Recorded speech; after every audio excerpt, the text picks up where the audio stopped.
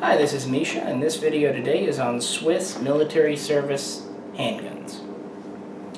Now, my personal collecting habits, and this is just me, I like to start with smokeless powder in that era, so most of my guns are 1880s and newer. So with that in mind, we have the model 1882 Schmidt revolver.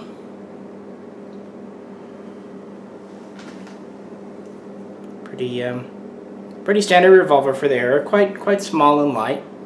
This was designed by Colonel Rudolf Schmidt. He did design the lockwork. It's not a copy of a Nagant. It's based on some other designs, but it's really the first or one of the first designs made entirely in Switzerland and also produced entirely in Switzerland. So this is a true Swiss gun. It fires the 7.5 ordnance cartridge, which would later be used by the Swedes in their 1887 Nagant revolver.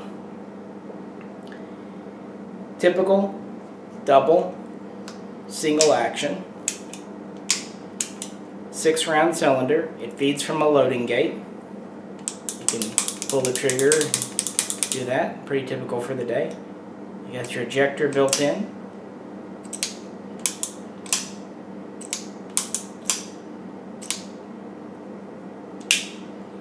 Fixed sights, lanyard ring.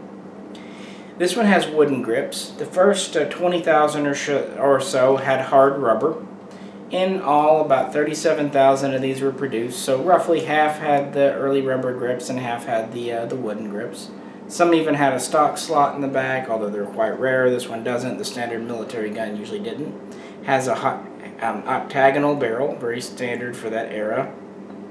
Nice patterning on the ejector here on both sides. Has a nice kind of detent when it locks in, very firm but very nice. Has a heavy but smooth trigger in double action. Typical single action. Has a fixed firing pin, very standard for the day. Yeah, this was the first Swiss revolver, or really Swiss firearm in general, to be developed inside Switzerland. And it was in service for a very long time. Main production on these ended in 1929, but many stayed in service well through the 40s, 50s, and maybe even 60s. And of course, a lot of them got sold out to private purchase and were used by, civilians in Switzerland and sold abroad. Very nice guns, durable, reliable, quite simple, good in the rugged cold and all that. So they did well. Did find pretty typical service gun for that era. Well, after that,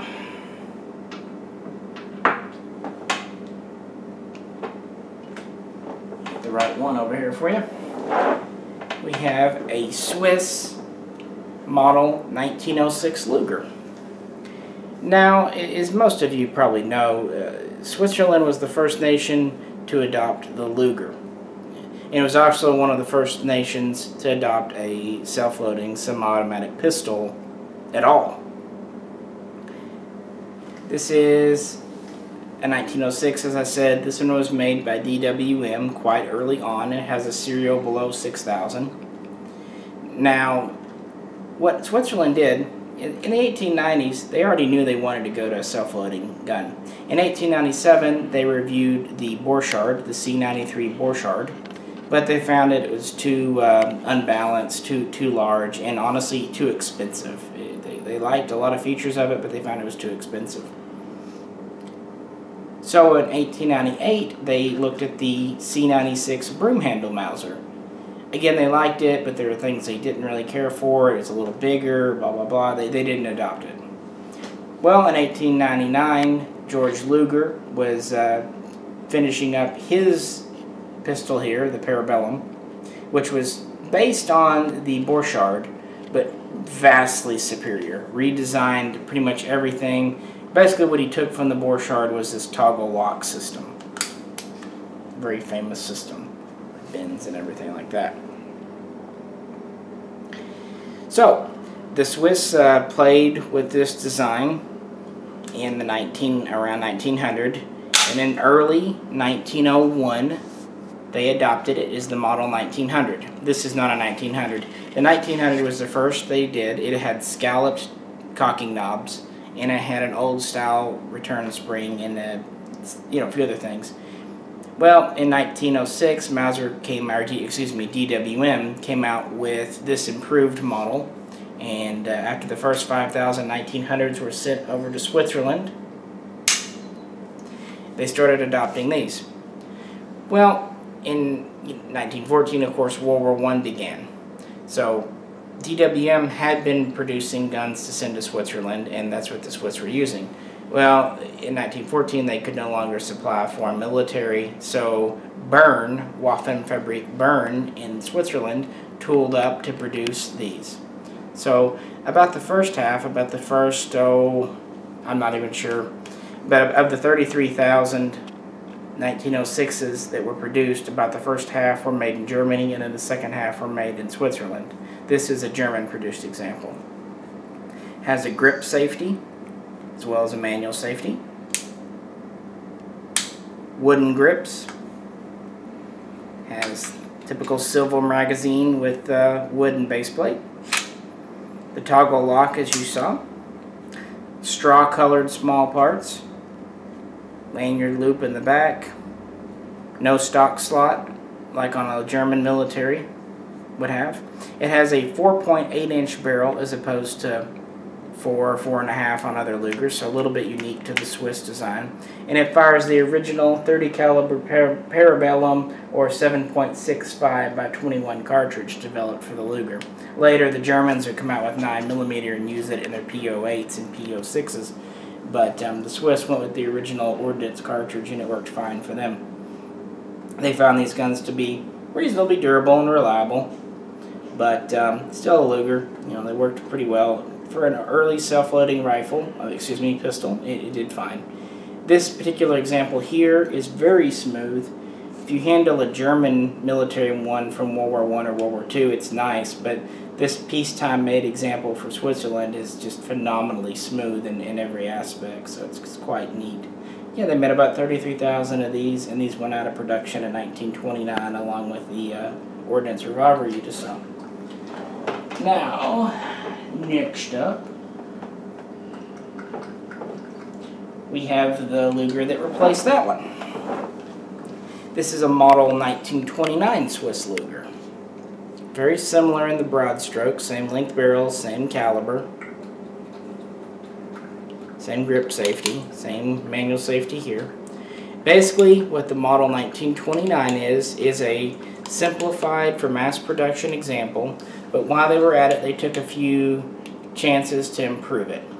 One thing they did is they beefed up and strengthened the frame. They also strengthened the train here, I guess you call it the toggle train, where it rides in, making it stronger. They expanded the grip safety, making it larger, so it's easier to grasp. But they also had several economy features.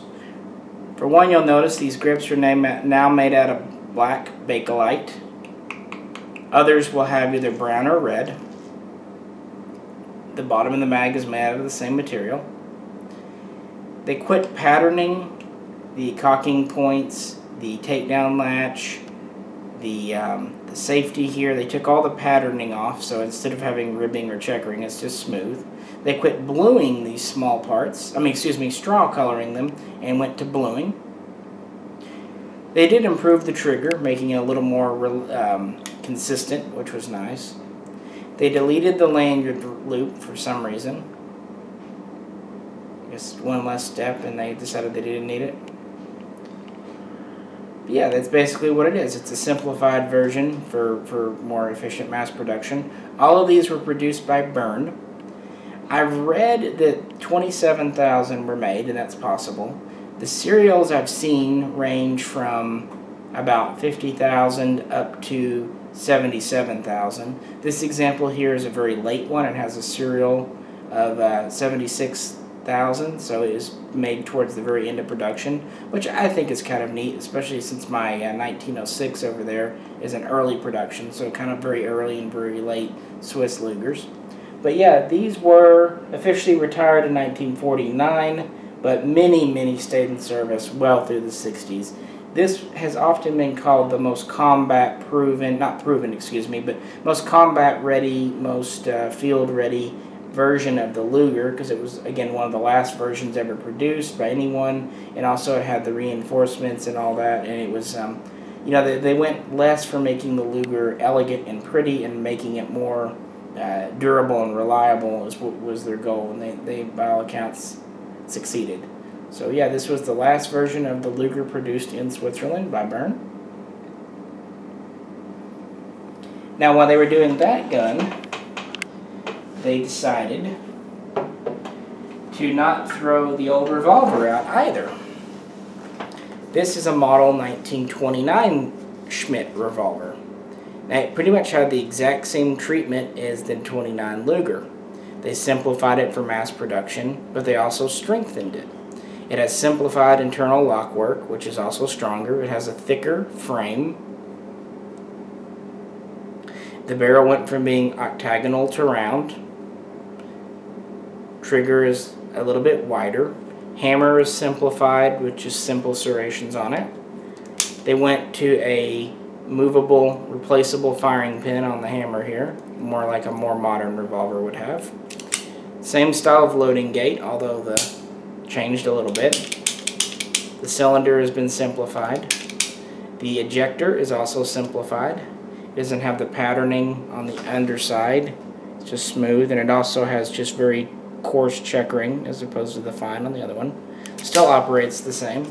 It's actually a little bit larger, and it still firmly locks, but it doesn't have quite as, you know, the two detents of the other one. So just simplifications. Also, it uses Bakelite grips like the 1929. This one has black, but these could also come in brown or red Bakelite.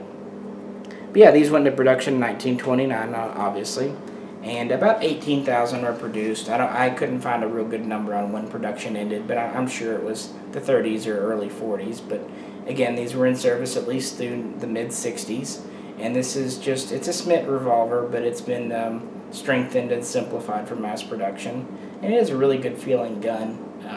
It actually feels a little more substantial and sturdy than the original 1882. And looking at the two guns and the components that are in them, they virtually tweaked and changed everything. The only part that I can tell for sure looks the same is the lanyard ring. Even the sights are a little different, simplified. These look a little taller and maybe a little easier to use. But yeah, 1929 Schmidt revolver. Well, after the Luger, what they came up with is a gun that most of you will be familiar with. This is the SiG P210-2, known in military service as the Pistol 49 P49. Now, the other guns you saw were produced by Bern. Well, some of the revolvers were also made by SiG, but most of the Lugers were made by Bern. This was made by SiG, not SiG Sauer, just SiG in Switzerland. And what they did with this, it had a rather protracted development period. They started off by purchasing the rights to the French 1935A from SACM. They purchased production rights, but then they started tinkering at the design. Now, interestingly, the French gun was originally designed by Charles Petter, who was actually Swiss, not French. So this was kind of designed by a Frenchman. I mean, a Swissman in France, but they tinkered a lot with it throughout the World War II era and afterwards. So the end product doesn't look a lot like the French gun at all. The grip is probably the biggest. It still has the same, very similar grip angle.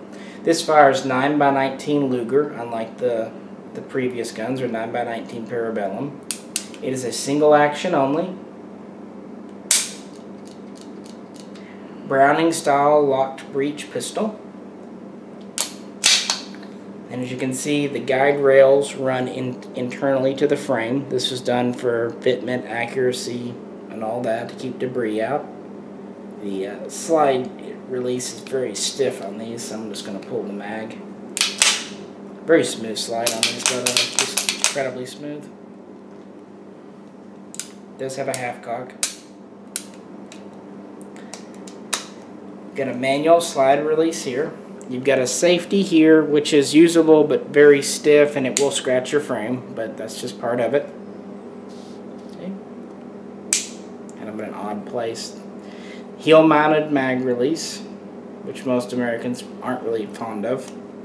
8-shot single-stack mag. They did actually test some double-stack versions of these, but yeah. Lanyard loop here.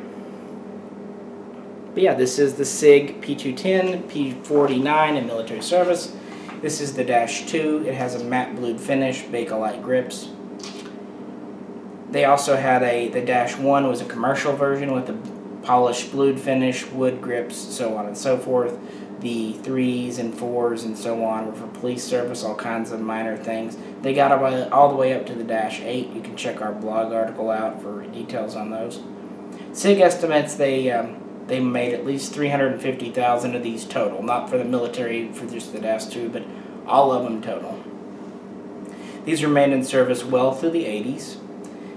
To the Swiss soldier, they were very nice. They were a little heavy, you know, all machined steel, so that's kind of where they were coming from there. But they didn't have to pay the price tag. Even for the military, what SiG had to charge for these was quite a bit of money. So they were expensive to produce and sell. But if you just were issued one, fine. They were accurate, durable, reliable. Very nice grip angle on these.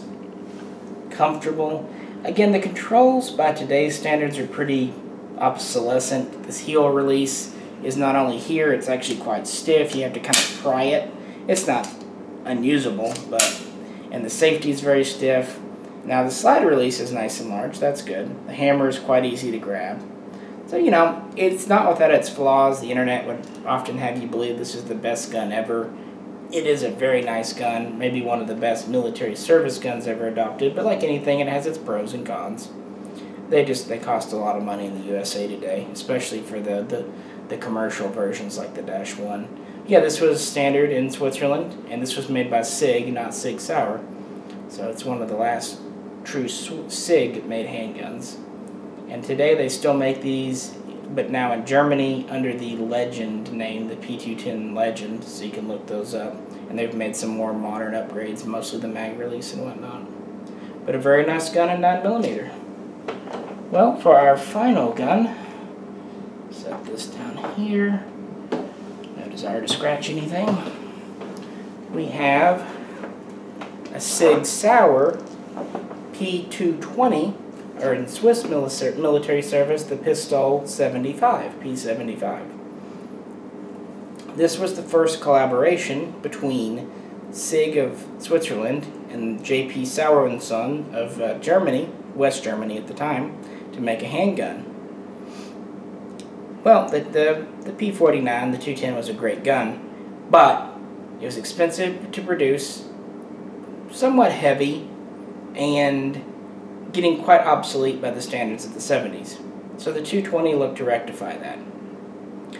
It is a double, single action.